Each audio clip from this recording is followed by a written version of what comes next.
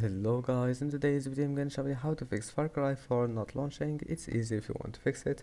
First, type here Windows Update Settings. Now make sure to install the updates that you can find here. After that, type Graphics Settings. Enable this option, now close it. And then type Startup Apps.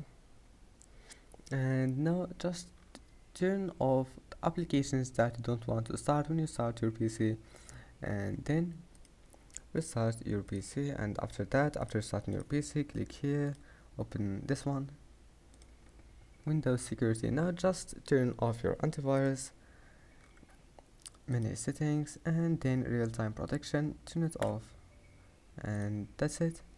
Then just try again and you will find that your problem is fixed. Don't forget to like and subscribe, and thank you for watching this video until the end, and see you in the next video.